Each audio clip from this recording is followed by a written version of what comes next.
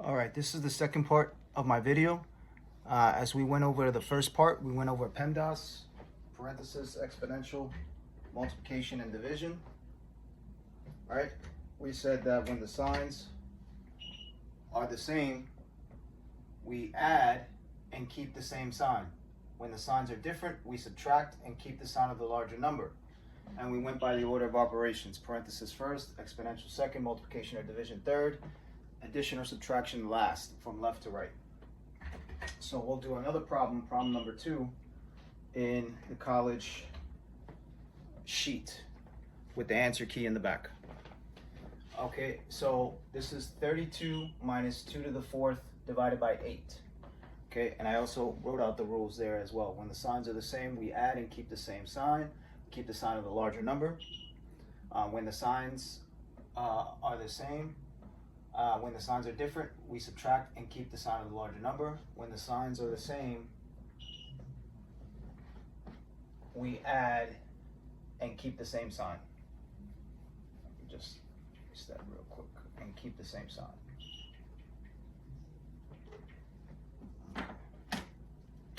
So we're gonna, and keep the same sign. So we're gonna go over that in another problem here. 32 minus 2 to the 4th divided by 8.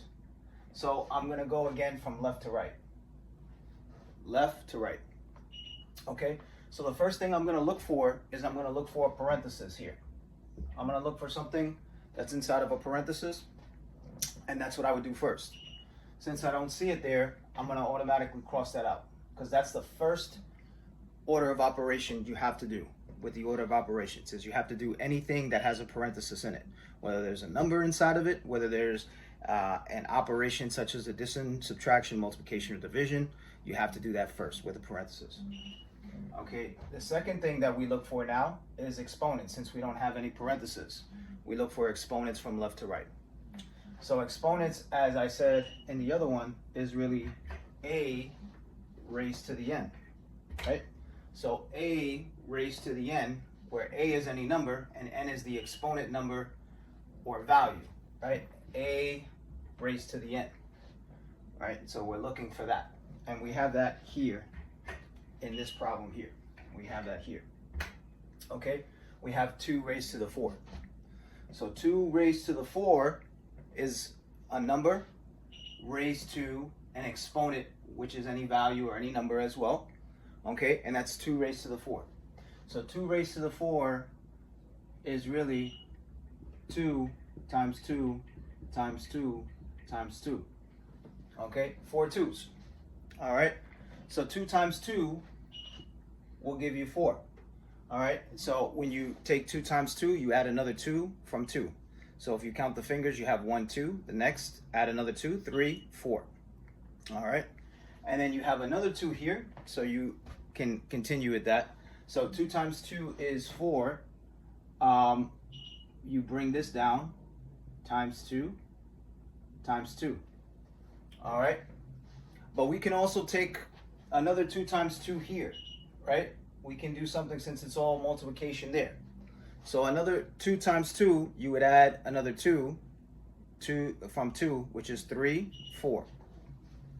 So you're going to have here 4 multiplied by 4. All right, and if you're really good with your times tables, you can say 2 times 2 is 4. And then you could say 4 times 2 is 8. So that would be another double of 4, right? Because if you have 2 times 4 here, what you really have here is 4 plus 4, okay? You have 2 4s, so you can do 5, 6, 7, 8, okay? And then you can just say 8 times 2 to finish that off, and you really have 8 plus 8, okay? So you can add from the fingers there. From 8, you can count 9, 10, 11, 12, 13, 14, 15, 16, all right? With the fingers there. Getting better with the number line.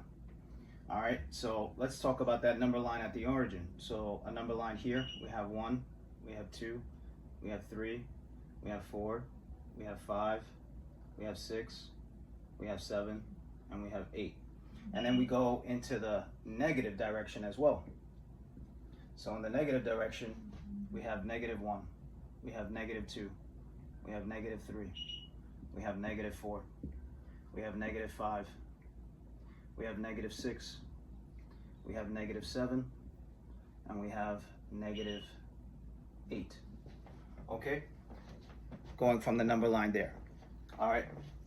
So since we just took 2 times 2 is 4 from here, and then we have another 2 times 2 here, we can say 2 times 2 there is also 4. Count the fingers, 3 and 4, right? Because also with 2, if you have 2 times 2, it's really 2 plus 2.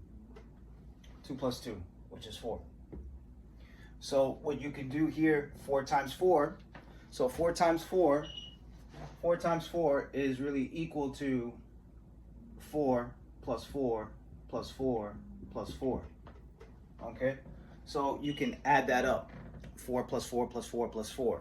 Okay? So you can go 5, 6, 7, 8. That's 1, 4. 9, 10, 11, 12. Okay? 4 plus 4 is 8. Sorry. 4 plus 4, 5, 6, 7, 8. Okay? So that takes care of these 2 4s. Right? If you get 8 out of that, you can cross that out. And then you can add 8 plus 4 plus 4. And then you can continue. 8 plus 4, 9, 10, 11, 12. So you can cross that one out as well. And then you can say 12 plus 4. And then from 12 plus 4 is 13, 14, 15, 16. All right, that's getting really good with the number line and memorizing the number line from negative to positive. There's many ways to get to Times Square, as they say. There's just not one way to get to Times Square. There's many trains that go to Times Square. So it just depends on which one you like the best. So we can cancel out here the exponent out here if we do that there, because we know now that that's going to give us 16. No matter what we do, we have a 16 here. Okay, so I'm going to bring this down. I'm going to bring down the 32 minus 16 divided by 8. So now exponents is canceled out. So now again, I'm going to go from left to right again. So from left to right, I always go with the wiggly line, left to right. Left to right, I look for multiplication or division. Now, as you see here, you would probably say, oh, but Stephen, you wrote multiplication first, so I have to look for multiplication from left to right. Keep in mind, I put the ranking as number 3 for both, meaning they're the same rank. So as I said in the earlier video, it's whoever occurs first from left to right is the one that you're going to do. So in this case, there is no multiplication here, but there's only division. So we're going to do division. All right. And if there was a multiplication after that, I would still do the division one first, because the division occurred first going from left to right. And that's just how the order of operations operates. Okay, so we're going to do negative 16 divided by 8. Okay, so remember what my rule here is, right? When the signs are the same, it's always a positive. When the signs are different, it's always a minus, right? And then we just add 2 additional rules, as I said in the previous video, the earlier video, to that logic, but it's exactly the same, right? And that's only for addition and subtraction only, not for multiplication or division. Multiplication or division, it's always the signs are the same, it's positive. English word positive, signs are different. English word means minus, subtraction, okay? So since the signs are different here, negative 16 divided by 8, I'm going to write my minus sign first. So I took care of that. I got that out of the way. All right, and I'm just going to bring down the 32 for the ride. All right, and then I'm going to divide. So how many times does 16 go into 8? Well, I think we did 8 plus 8 here, right? With the 8 times 2 there, which gives us 16. Right? So 8 plus 8, that's 2 8s. That goes into 16 2 times. Okay? So you can count from the fingers there. 8 once, goes into itself once, and then count again. 9, 10, 11, 12, 13, 14, 15, 16. All right? It takes a while to memorize the numbers and get really good at it until it becomes second nature. Everybody has different learning habits, so it just depends on that also as well. Okay? So 32 minus 2 is what we have in the end. So now we're dealing with addition and subtraction. So the logic is the same. The signs are the same. It's a positive. The signs are different. It's a minus. With addition and subtraction, we add the 2 extra steps to it. That when the signs are different, meaning minus, subtraction, we subtract them and keep the sign of the larger number for addition and subtraction. And when the signs are the same, we add them. Same means plus, positive, adding, we add them and keep the same sign. So since over here the signs are different, okay, we're going to subtract and keep the sign of the larger number. So this is where, again, you have to be good at least to get 0 to 100 to be able to count 1, 2, 3, 4, 5, 6, 7, 8, 9, 10, 11, 12, etc. and to 100 and get good with that. That's a first step. Okay, so 32 take away 2. So 32 take away 2, you count from 32, like $32 minus $2, you're gonna have $31, $30. Okay, so this is gonna give you 30. And the sign of the larger number, as I said, if there's no sign in front of that number, we always assume it's a positive. If there is a sign in front of it, like a minus that's attached to it, then that's a negative number. But if there's no sign attached, in mathematics, we always assume that's a plus. Okay? Just like looking at your bank account, right? You see that the number there, there's no minus. It's like, oh, good, I don't have an overdraft. I don't have a minus in my account, thank God. Right? So I'm going to keep the sign of the larger number here. So the sign of the larger number is a plus, positive 30. So this is my final here. Okay? Positive 30. And then we'll look at the answer key in terms of that as well in the back. So if we look at the answer key in the back there, you will see that it says 30, right? Number 2, 30, right? Positive 30, okay? Now I want to briefly go over number 3 real quick. It says use less than or greater than to compare the following numbers. Okay, so they give you here a 0 and they give you here a blank box. Okay, and then they put a negative 1 on the right side here. Okay, and then they're going to ask you, is it greater than or is it less than, right? Greater than or less than. Okay, so if you have a sign that is this way always, this means greater than. Okay, greater than.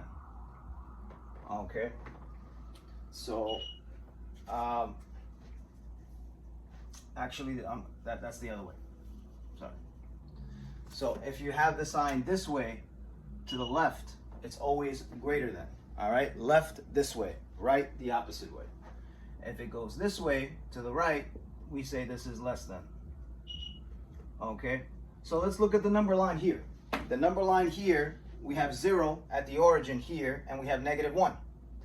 Now, since 0, it goes before negative 1, right? 0 would be less than. All right? And if you're going in the negative direction, then after negative 1 comes 0.